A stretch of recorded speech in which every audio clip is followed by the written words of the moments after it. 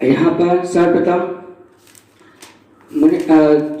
परम पूज्य गणाचार्य श्री 108 विराग सागर जी महाराज जी के चरणों में त्रिवार नमोस्तु करते हुए एवं सभी को सादर जयन करते हुए प्रतिदिन की भांति यहाँ पर मन की बात मुनि वृंद सागर जी के साथ का कार्यक्रम यहाँ प्रारंभ किया जा रहा है।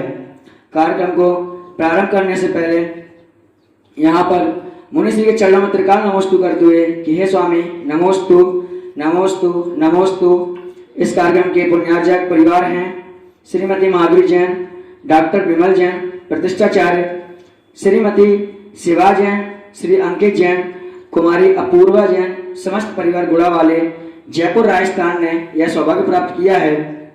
इनके सौभाग्य की जनसंतवाणी परिवार अनुमोदना करता है। हे गुरुवार, यहाँ पर सर्वप्रथम प्रश्न कुमारी स्नेहा जैन बड़ा मलेरा मध्य प्रदेश से कर रही हैं कि नमोस्तु गुरुवर, मैं स्नेहा, मुझे आहार देने के समय डर क्यों लगता है? आहार देने में डरना क्यों? गुरु को आहार देने में डरना नहीं चाहिए और गुरु के आहारचर्या में निडर होकर के आहारचर्या कराना चाहिए। यदि हाथ कांपते हो, डर लगता हो तो अनुमोदना करो, देखो और देख करके भावना भाव और भावना भा करके फिर देखते रहो, उसके बाद आहार दो। क्योंकि कभी असावधानी हो जाती है, आहार देते समय लोगों के हाथ कांपते हैं और पता चला कि आपका ग्रास दिया मुनिराज की अंजलि में लगकर के नीचे गिर जाए तो अंतराय भी हो सकता है। इसलिए यदि डर लग रहा है, भय लग रहा है तो आप उस समय अनुमोदना करें और अंदर से डर निकाल करके, भय को निकाल करके मुनिराज को आहार दान देना चाहिए। शुरू में जब कोई देता है तो जरूर उसको 1-2 दिन लगता है, इसलिए कहा है अभ्यास करते रहें, गुरु को आहार देते रहें। जब अवसर मिलता है तब गुरु को आहारचर्या कराना चाहिए, जिससे आपका डर खुले। यहाँ पर दूसरा प्रश्न प्रवीण जैन मलावरा उत्तर प्रदेश से कर रहे हैं कि स्वामी, श्रावक के लिए आगम अनुसार कौन सा प्रतिक्रमण दिया गया है? श्रावक प्रतिक्रमण है, श्रावक को अपना श्रावक प्रतिक्रमण आलोचना पाठ का भी यदि कर लेता है तो वो भी एक प्रतिक्रमण रूप ही है। और जिनवाणी में उसका लघु रूप में प्रतिक्रमण दिया है। गृहस्थ जीवन में रह करके हमारे गृहस्थिक जीवन के पाप लगते हैं। 5 पाप आरंभ सारंभ आदि क्रियाओं में पाप होते रहते हैं। उनका प्रक्षालन करने के लिए, आत्मशोध करने के लिए हमें भगवान के सामने, गुरु के सामने आत्मनिंदा, आत्मग्रह करना चाहिए, अपनी आलोचना करना चाहिए। और जो लघु प्रतिक्रमण दिया हुआ है, उस लघु प्रतिक्रमण को मात्र पढ़ना नहीं है, मात्र मुंह से शब्दों से वाचन नहीं करना है, आचरण में उतारना है और एक भावना लाना कि भगवान, मैंने ये जो दोष किए हैं, ये आज के आगे ये दोष ना हो मेरे से। इस प्रकार की उसका बचाव भी करना है, उन दोषों से बचना भी है। जो मैंने दोष किए हैं, जो मेरे दोष लगे हैं, आज जो गलती की है वो कल पुनः गलती दोहराना नहीं है, उसी का नाम तो प्रतिक्रमण है।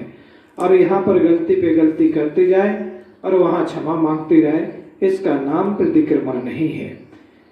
प्रतिक्रमण का मतलब यही है कि जो आपने घर गृहस्थी में रह करके आरंभ सारंभ कार्य पाप में लिप्त होकर के जो कार्य किया है, वो अपनी गलती को सुधार करें और विवेक पूर्वक आगे क्रिया करें, जिससे इन दोषों से हम बच सकें। उन दोषों से बचने के लिए ये प्रतिक्रमण किया जाता है। और जिनवाणी में लघु प्रतिक्रमण श्रावकों के लिए दिया है, वो लघु प्रतिक्रमण आलोचना पाठ रोज करें और उन पापों से बचने के लिए गुरु के सामने प्रायश्चित भी लें।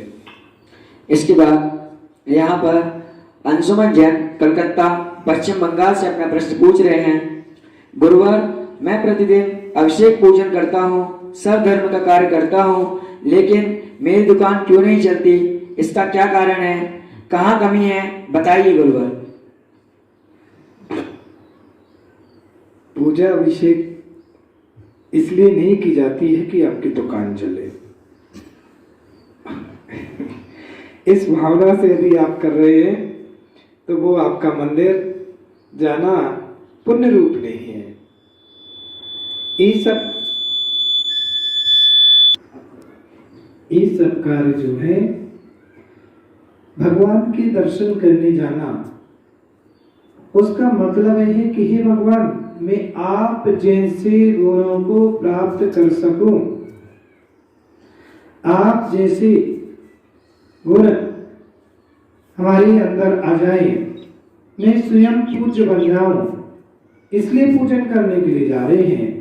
इसलिए नहीं जा रहा कि मेरी दुकान चलने लगे, मेरा परिवार सुख शांति समृद्धि में हो जाए।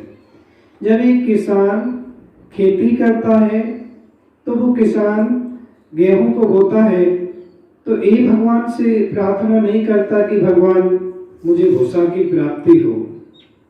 इस भावना से किसान गेहूं नहीं बो रहा है। वो तो ये कह रहा है कि भगवान, मैंने जो गेहूं बोया है उसकी मैं जो मेहनत कर रहा हूं उसका फल मुझे अच्छा मिलना चाहिए।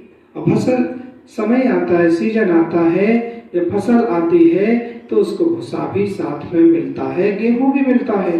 तो जो जिनेंद्र भगवान का भक्त भगवान की भक्ति करने गया है वो भक्ति करेगा तो उसके पाप तो अपने आप क्षय होंगे, उसकी दुकान अपने आप चलेगी, उसके अपने कर्म अच्छे होंगे। इस भावना से भगवान के पास नहीं जाया जाता है कि मेरी दुकान अच्छी चलने लगे। ये तो एक भिखारी हो गया, एक रोड छाप भिखारी है, एक मंदिर छाप भिखारी है।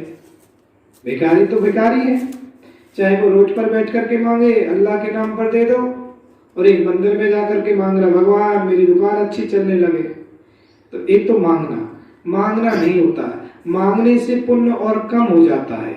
जो मिलना चाहिए था उसमें पुण्य में प्रभाव हो गया कि वो पुण्य कम हो गया आपका। इसलिए भगवान के सामने कभी कोई चीज मांगना नहीं है, बस आप कर्म करो।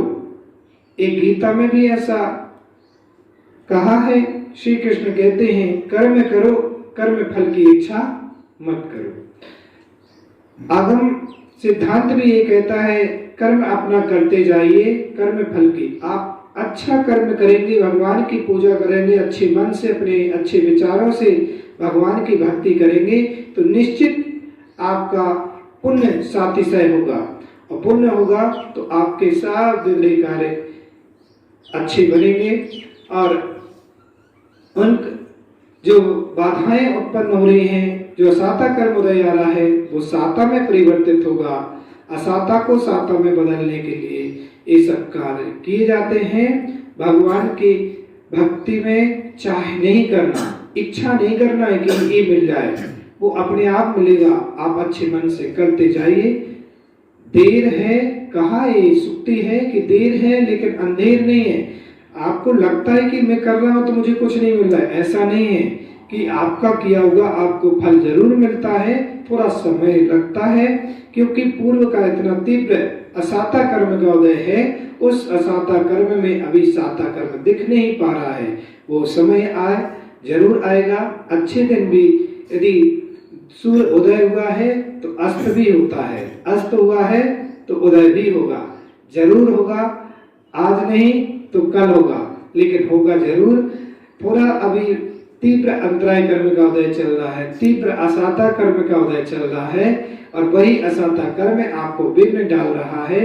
लेकिन उस भी परीक्षा की घड़ियां हैं, इन परीक्षा की घड़ियों में अपन को डरना नहीं चाहिए, साहस धैर्यता पूर्वक उसका सामना करना चाहिए और संबल पूर्वक अपने परिणामों को संभालना चाहिए। जिसने इन घड़ियों में, परीक्षा की घड़ियों में अपने आप को संभाल लिया, वही तो परमात्मा के आगे बढ़ने का अग्रसर हो पाता है। और जो इन घड़ियों में डर जाता है, घबरा जाता है, वो संसार में फंस जाता है। इसलिए आप मंदिर जाएं, पूजा करें, अभिषेक करें, लेकिन एक कामना नहीं करो कि मेरी दुकान अच्छी चलने लगे। दुकान तो अच्छी चलेगी ही जब आपके अच्छे विचार होंगे, जब पुण्य की प्रवृत्ति बढ़ेगी तो आपका पाप घटेगा और पुण्य प्रवृत्ति से दिव्य सामग्री आपको जरूर मिलेगी। उसकी चाह मत करो, वो आपका कार्य निश्चित होगा। इसके बाद यहाँ पर मनोहर लाल जैन अशोकनगर दिल्ली से अपना प्रश्न पूछ रहे हैं। विधान व पंचकल्याणक में रंग बिरंगे कलर वाली ध्वजा लगाते हैं, इसका क्या मतलब है? जो मंदिरों में कि पंचकल्याणक विधान आदि के समय ये ध्वजाएं आदि लगाई जाती हैं, ये देव का प्रतीक है कि इन सब ध्वजाओं को देख करके देव लोग आकर के उस विधान में आकर के सम्मिलित होते हैं। जिन धर्म की प्रभावना में अपना सहयोग देते हैं और उन देवों का प्रतीक है। इन कलर के ध्वजाओं को देख करके देव लोग भी आकर के, जैसे कि मंदिर में यदि कलशारोहण है और कलश के ऊपर ध्वजा लगी हुई है, तो ध्वजा को देख करके यदि इस आकाश मार्ग से कोई देव का विमान निकल रहा है, देव लोग यहाँ से निकल रहे हैं, तो उस ध्वजा को देख करके वो एक पहचान लेते हैं कि यहाँ पर जिन मंदिर है तो वो इस मंदिर में आकर के दर्शन आदि भी करते हैं। तो ध्वजा को देख करके जिन धर्म की, जैसे कि आप कभी कहीं जाते हैं और कहीं अनजान जगह पर आप गए और आपको कहीं कोई एड्रेस पूछना था, आपको कोई जगह का, किसी के घर का एड्रेस पूछना था, मिल नहीं रहा था, तो आपको लग रहा था कि मैं किससे पूछूं, किससे नहीं पूछूं। अचानक आपको एक घर के सामने पचरंगा ध्वजा लगा मिल गया, तो आपको तुरंत स्मरण आ जाता है, अरे ये जैन का घर है। केसरिया ध्वजा लगा मिल गया तो आप समझ जाते कि ये जैन का घर है, यही पूछ लो। जब आप एक ध्वजा को देख करके आप एक पहचान कर लेते हैं कि ये जैन का घर है, ऐसे ही वो देवतागण उन कलर वाले ध्वजाओं को देख करके अपने अपने रूप देवतागण इस विधान अनुष्ठान में आकर के अपनी भक्ति आदि करते हैं और उसी का ही प्रतीक है। इसके बाद यहाँ पर नावीरा जैन पानीपत जैन मोहल्ला से अपना प्रश्न पूछ रहे हैं। मंदिर में देखा जाता है कि समोसरण के अंदर कोई भी चित्र देखने को नहीं मिलता है, ना ही कलाकृति मिलती है, पर बाहर बहुत नक्काशी है खजुराहो में और सोनगढ़ मंदिर में, ऐसा क्यों? बहुत अच्छा आपने प्रश्न पूछा है। और बीतरागी भगवान का जो जिन मंदिर होता है, समोसरण होता है, वो निश्चित भव्य होता है, आकर्षित होता है, लेकिन समोसरण का जो गर्भगृह होता है और जो अंदर का हिस्सा होता है वो बिल्कुल बीतरागी होना चाहिए। वहां कोई चित्र नहीं, कोई नक्काशी नहीं। और ऐसा आपने देखा है खजुराहो के मंदिर में कि बाहर कितनी कलाकृति नक्काशी से पत्थर लगे हुए हैं, लेकिन जब अंदर भगवान के अंदर समोसरण में पहुंचते हैं तो वहां बिल्कुल सिंपल सिर्फ भगवान अकेले ही मिलते हैं। इसका मतलब कि आप जब भगवान के पास जाएं तो आपका मन अन्य चित्रों पर एकत्रित ना हो, आपका मन विचलित ना हो, नक्काशी में देखने में ना लगे, आपका मन सिर्फ भगवान की दृष्टि पर जाए, आपका मन भगवान पर लगे कि कितने आकर्षित भगवान शांत मुद्रा में बैठे हुए हैं, भगवान को निहारें। और बाहर नक्काशी, जिनको इस नक्काशी को देखना है, आकर्षण देखना है, जिसको एक बाहरन क्रियाएं देखना है, वो बाहर की नक्काशी। ऐसे खजुराहो में बहुत सारे लोग आते हैं, पर्यटक लोग, कि जो बाहर की नक्काशी देख करके बाहर के बाहर ही चले जाते हैं। उनको भगवान से कोई दर्शन से मतलब नहीं होता है, अंदर नहीं जाते हैं। और कुछ लोग ये होते हैं जो सीधे आते हैं, पहले भगवान के दर्शन करते हैं, उसके बाद अन्य चीजों को देखते हैं। इसका मतलब है वीतरागता का प्रतीक।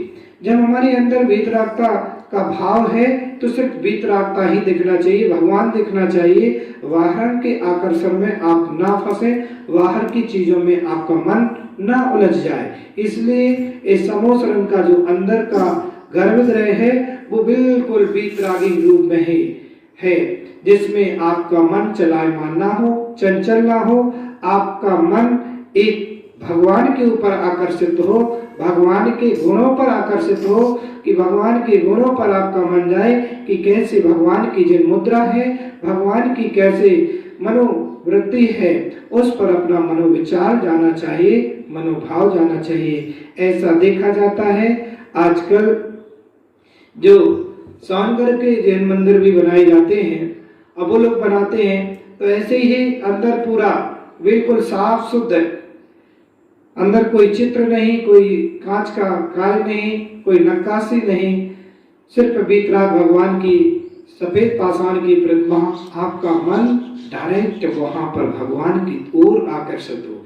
जैसे कि मान लो अभी मैं यहाँ पर बैठा हूँ और मेरे यहाँ प्रदर्शनी लगी हो आजू बाजू और मैं बैठा हूँ, तो 90% लोग आएंगे तो आजू बाजू की प्रदर्शनी देखेंगे। पहले कितनी बढ़िया झरना बना है, कितना बढ़िया चित्र बना है, उनका गुरु के ऊपर आकर्षित नहीं होता है। लेकिन जो वीतरागता का भाव लेकर के गया है वो सिर्फ गुरु से मतलब रखेगा, पहले गुरु के दर्शन करेगा, गुरु को ही देखेगा। ऐसे ही अपन को पहले चित्र आदि पर अपना मन चलायमान नहीं, अपन सीधे भगवान से डायरेक्ट भगवान से जुड़े, उनसे वीतरागता से, उनकी वीतरागता गुणों से और उनको ही देखने की भावना चेष्टा रखना चाहिए। और बाहर चित्रों में उलझ जाते हैं तो अपना मन उसी ओर आकर्षित हो जाता है। इसलिए एक पुराने मंदिरों में एक प्रतीक है कि बाहर तो नक्काशी, उसको देख करके लोग आए, लेकिन वीतरागता को ना भूल जाए, वीतरागता को भी ध्यान रखें, वीतराग भगवान को भी निहारें। इसके बाद यहाँ पर शांति देवी जैन नरसिंहगढ़ जिला दमोह से अपना प्रश्न पूछ रही हैं। सर्दी में ऊन के बने एवं रेशमी वाले कपड़े पहनकर पूजा एवं आहार क्यों नहीं दे सकते हैं?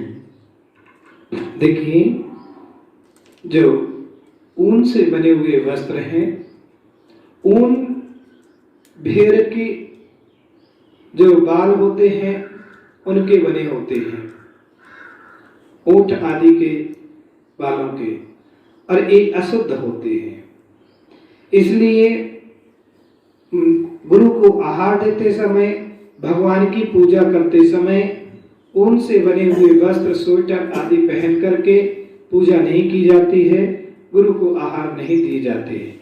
इसमें दोष लगता है, पाप लगता है। किसी जीवों के, जब आपके सिर से एक कोई बाल निकालता है तो आपको कितनी वेदना होती है। उन जीवों के भी तो बाल खींचे जाते हैं, उनको काटे जाते हैं और उनको भी वेदना करके। और रेशमी में जो कीड़ा होता है, रेशमी कीड़ा, उस रेशमी कीड़ा के जो वस्त्र बनते हैं वो भी अशुद्ध होते हैं। इसलिए वो गुरु को रेशमी वस्त्र पहन करके आहार आदि नहीं देते हैं, पूजा में रेशमी वस्त्रों पहन करके पूजा आदि नहीं करते हैं। इसमें दोष लगता है। इसलिए जो जिन भक्त होता है, जिनेंद्र भक्त होता है, वो अपनी भगवान की क्रिया करते में ऐसी क्रिया करता है जिससे पाप का बंधन ना हो। पाप से बचने के लिए अपन भगवान के पास आए हैं और उल्टा पाप ही अपन को लगे, ऐसी क्रिया नहीं करते।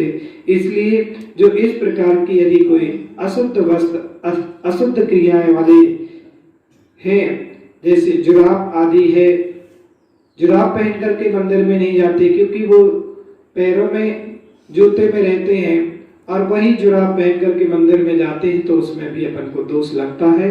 भगवान के मंदिर में ना जुराब पहन करके जाते हैं, ना ऊनी स्वेटर आदि। गुरु को भी जब भैया वृद्धि सेवा आदि करते हैं, गुरु को छूते हैं तो ऊनी वस्त्र पहन करके उनको हाथ नहीं लगाते हैं, वो ऊनी वस्त्र भी उतरवा देते हैं। तो उस समय जब वो गुरु को हाथ नहीं लगा सकते हैं तो फिर भगवान की पूजा उन वस्त्रों में कैसे करें? इसलिए भगवान की पूजा करने के लिए सूती वस्त्र का जो हाथ के बने कढ़ाई के हों वो और अच्छा है। और ऐसे वस्त्र जिसमें अधिक रेशमी आदि दोष आदि ना हो, ऐसे वस्त्र पहन करके ही जिन मंदिर में जाना चाहिए, भगवान की पूजा आराधना करना चाहिए, गुरु के पास भक्ति करना चाहिए। इसके बाद यहाँ पर अंतिम प्रश्न अनुकृति जैन गुड़ाम जिला ललितपुर से अपना प्रश्न पूछ रही हैं कि स्वामी, जब स्वाध्याय करते हैं तो हमें किस किस बात का ध्यान रखना चाहिए? बिजली कड़क रही हो, अकाल पड़ा हो तो स्वाध्याय कर सकते हैं क्या? देखिए, ऐसा शास्त्रों में वर्णन आया है कि आगम शास्त्र जो हैं, सिद्धांत शास्त्र जो हैं, उन सिद्धांत शास्त्रों को दो संध्या के काल में नहीं पढ़ना चाहिए।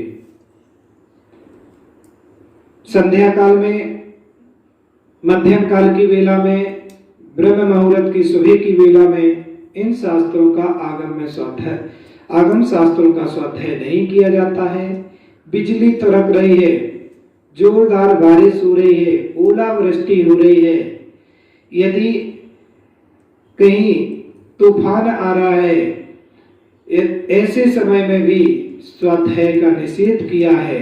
यदि ऐसे समय में कोई स्वाध्याय करता है तो वो उसकी समाधि सम्यक रूप से नहीं होगी, कुमरण हो सकता है, या उसके शरीर में अनेक प्रकार की व्याधियां उत्पन्न हो सकती हैं। और भी ऐसे कहा है कि यदि कहीं पर अकाल पड़ गया है, कहीं पर बहुत बुरी महामारी पड़ी हुई है, उस समय सिद्धांत ग्रंथों की वाचना नहीं की जाती है। जैसे कि वर्तमान के परिवेश में अभी एक कोरोना वायरस ये महामारी जो चल रही है, इस दौरान अभी सिद्धांत ग्रंथों को पढ़ने के लिए मना की। क्यों? क्योंकि आप जब सिद्धांत ग्रंथों को लगाने बैठेंगे और उस समय आपका मन उसी ओर रहेगा कि वहां ऐसा, इतने मर गए, वहां पर ऐसा हो गया, वहां ऐसा, तो मन चलायमान होगा, तो शब्द का अर्थ का अनर्थ भी हो सकता है। कभी कोई की मृत्यु हो गई है और वहां पर रोना बहुत हो रहा है, तो उस समय आपको स्वाध्याय नहीं करना है। कभी जब ग्रह आदि पड़ते हैं तो उस ग्रह के काल में भी स्वाध्याय नहीं किया जाता है। जब इस प्रकार की प्रक्रिया कहीं अष्टमी को, चतुर्दशी को, पूर्णमासी को, इन दिनों में आगम शास्त्रों को, सिद्धांत शास्त्रों का स्वाध्याय यदि कोई करता है तो वो कोई रोगी होगा या दुर्गति होगी उस जीव की, उसका समाधि सम्यक पूर्वक नहीं होगी, असमाधि का कारण है, या उसके लिए कोई ऐसी बीमारी हो जाती है। इन समय में अपन को आगम सिद्धांत ग्रंथ जो हैं, जैसे कि कर्म कांड, जीव कांड, धवला, जय धवला, महाधवला, ऐसे जो बड़े बड़े ग्रंथ हैं, उन ग्रंथों का स्वाध्याय अपन को नहीं करना चाहिए। स्वाध्याय का भी समय होता है, कौन सा स्वाध्याय कब करना है, कैसे करना है, किस रूप से करना है, ये सारा विवेक श्रावक को होना चाहिए कि कौन से काल में स्वाध्याय करना है। जब सामायिक चल रही है तो सामायिक के काल में स्वाध्याय नहीं होता है। सामायिक के सामने आपने जाप करना है, स्तुति करना, पाठ करना है, उस समय आपके लिए स्वाध्याय नहीं करना है। इन सब बातों का आपको ध्यान रखना है और आगम को पढ़ना है कि कौन से शास्त्र का कब स्वाध्याय करना है, कौन से टाइम करना है, ये पूरी जानकारी होना चाहिए और आप उन सब को जानकारी लेकर के ही स्वाध्याय करें। सभी भक्तों के लिए मंगल आशीर्वाद है कि आप सभी इस कोरोना के वायरस के चलते हुए अभी आप चौथे लॉकडाउन की ओर आगे बढ़ रहे हैं, लेकिन इस बार आपके लिए बहुत कुछ छूट मिली है। आप घर से बाहर निकल करके जा सकते हैं आप, लेकिन फिर भी मेरा सभी भक्तों से कहना यही है कि सरकार ने भली थोड़ी सी छूट आपको दी है बाहर निकलने की, लेकिन आप भीड़ भाड़ के इलाके में एक साथ समूह के साथ में ना जाएं, और जाएं तो अपने मुंह पर मास्क लगा करके अपनी दूरी बना करके रखें। आप अपनी सुरक्षा, अपने परिवार की सुरक्षा, अपने मोहल्ले की सुरक्षा, अपने नगर की सुरक्षा आपके हाथ में है। आप स्वयं बचेंगे, दूसरों को बचाएंगे। स्वयं अपना बचाव करें, दूसरों का भी बचाव करें, परिवार का भी बचाव करें। तो लॉकडाउन का आपको फायदा नहीं उठाना है। आपको भली छूट मिली है, लेकिन फिर भी आप अपने काम तो करें, लेकिन काम में विवेक लगाएं, ध्यान रखें और आत्मनिर्भरता का जीवन जीना है। और जो हम सभी भक्तों से कहूँगा कि अपने जीवन जीने की शैली में थोड़ा सा परिवर्तन करिए। और जो आप अपने सामग्री खरीदते हैं, सामग्री लेते हैं, उसमें आप स्वदेशी जो देश की बनी हुई वस्तु है उन्हीं को ही खरीदें, उन्हीं को ही लें और अपने देश को आत्मनिर्भरता का पाठ सिखाएं, अपने देश को आगे बढ़ाएं। हम विदेशी सामान का त्याग करें, विदेशी सामान को यूज ना करें। वो अपने खरीदने का नहीं है कि हमारा देश जब अकाल की ओर इस तरफ बढ़ रहा है, जब इतना परेशान है और जब आप देख रहे हैं कि हम ऐसी महामारी में आर्थिक रूप से कमजोर हो रहे हैं, तो हमें अपने देश को भी आगे बढ़ाना है, लोगों को आगे बढ़ाना है। तो जो अपने देश की बनी चीजें हैं उन्हीं का उपयोग करेंगे तो हमारा देश उभरेगा और आगे बढ़ेगा। तो अपन को इन सब बातों का भी ध्यान रखना है। देश सुरक्षित है तो अपन सुरक्षित है। अपन एक देश के नागरिक हैं।